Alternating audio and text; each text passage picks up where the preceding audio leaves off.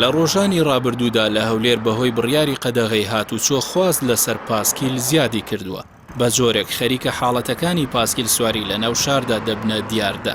قادر تاهر کاسبکار لە بازاری پاسکیل فرۆشتنی هەولێر لەو بارەوە ئاشکرای دەکات خواست لەسەر کڕینی پاسکیل 5 بەرامبەر زیاتر بووە کە ئەمەش بە بڕوای ئەو پەیوەندی بە قەدەغەی هاتوچۆ و ڕاوەستانی جوم و جۆڵی ئۆتۆمبیلەوە هەیە.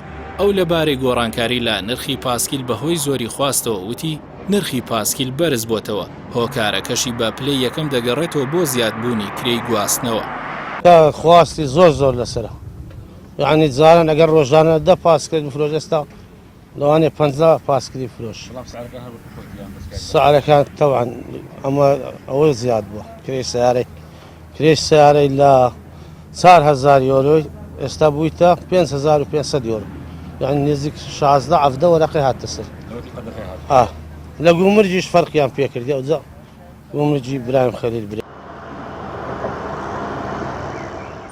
لای خۆیەوە وتەبێژی دەستەی پاراستن و چاکردنی ژینگە ئاماژە بەوە دەکات زۆربوونی دیاردەی پاسکیل سواری بابەتێکی دڵخۆشکەرە.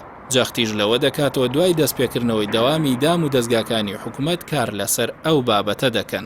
لەو پرۆسانەی بۆ پاراستنی ژینگە و خانڕاگررتنی ژینگە بەردەوام کارمانە سەر کردووەکو پرۆسیەشی بەردەوام لای ئێمە لە دەستەی ژینگە ئەوە بووکە هەوڵ دەین کەمترین حاڵەت ئۆتۆمبیل بەکاربێنین و بەدیلەکانی دۆزینەوە. یەک لە بەدیلەکانی پایسکل سواری بووە.